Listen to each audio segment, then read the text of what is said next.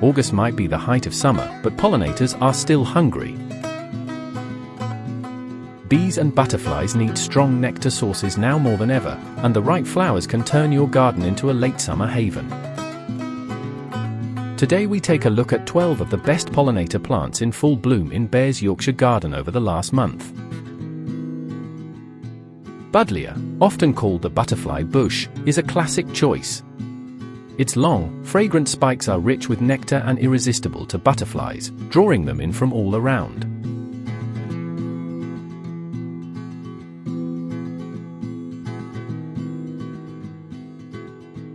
Echinacea, or coneflowers, provide both pollen and nectar in their raised centers.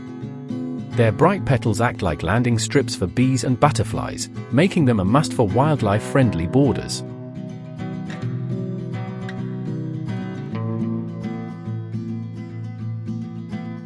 Verbena bonariensis has tall, airy stems topped with clusters of purple flowers. Butterflies especially adore them, and they add height and movement to the garden.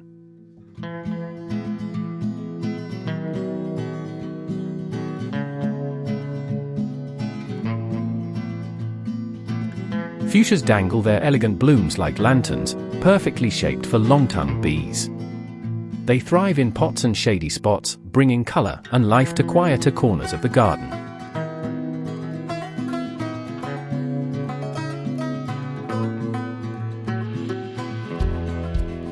Petunias burst with vibrant colors and a sweet fragrance that attracts butterflies and moths. Choose single-flowered types to give pollinators the best access.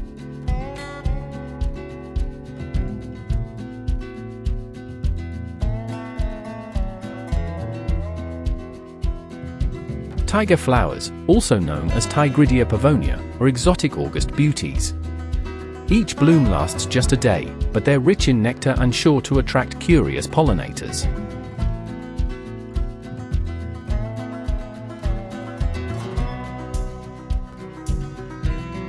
Geraniums, particularly the hardy and single-flowered types, are reliable providers of pollen. They're easy to grow and make great fillers, keeping pollinators busy throughout summer.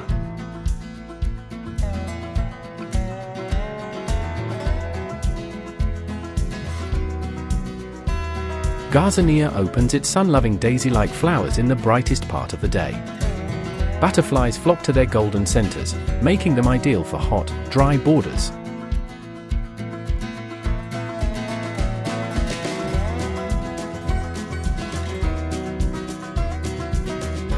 Roses are garden classics, and the single or semi-double blooms are best for pollinators.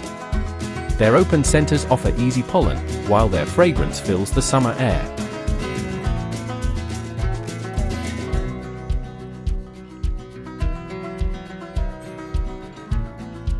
Yarrow, or Achillea, forms flat clusters of tiny flowers that act like landing pads for butterflies.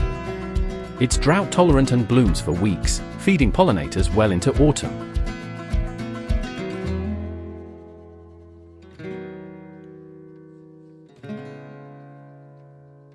Hollyhocks tower over the garden with spires of open blooms. Bees can often be seen disappearing deep inside each flower, covering themselves in pollen as they work.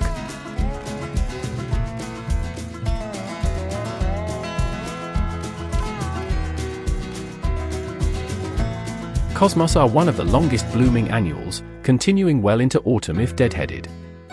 Their airy, daisy-like flowers are a favorite stop for butterflies, while adding soft color to the garden.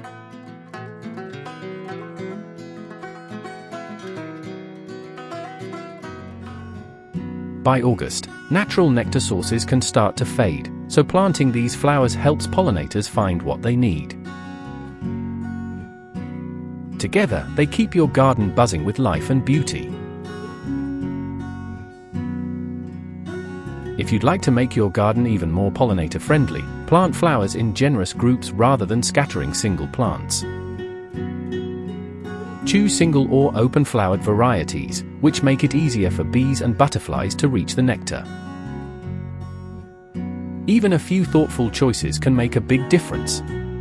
So if you want your August garden alive with bees and butterflies, these flowers are some of the very best to grow. Keep deadheading to encourage fresh blooms, and avoid pesticides, which can harm the very wildlife we're trying to support. Which of them are blooming in your garden right now?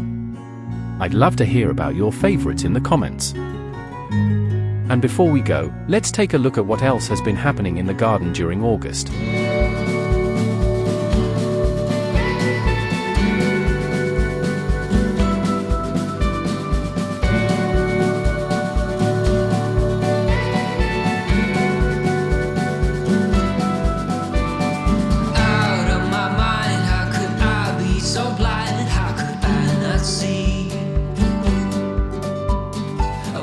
On the floor, looking up, wanting more. This is so unreal.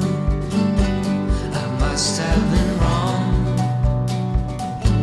'cause your love is strong for him. Why would it not be? He's always there for you. I keep living alone.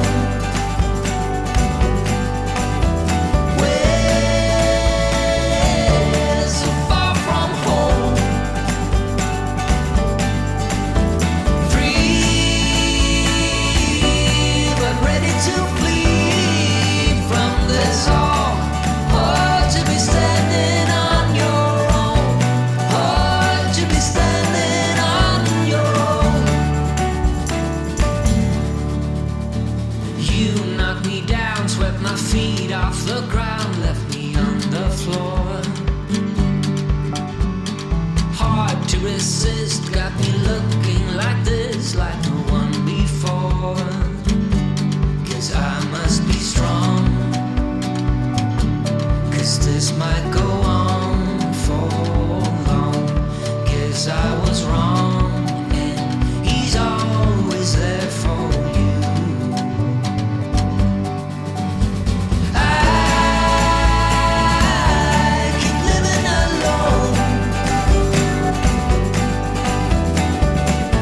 Thanks for watching. We hope you enjoyed Bear's August garden. If you enjoyed the video, please consider liking the video, subscribing to the channel and leaving a comment. Until next time, thank you from all the team at the Bear and the Garden channel, and we will see you soon in the garden again.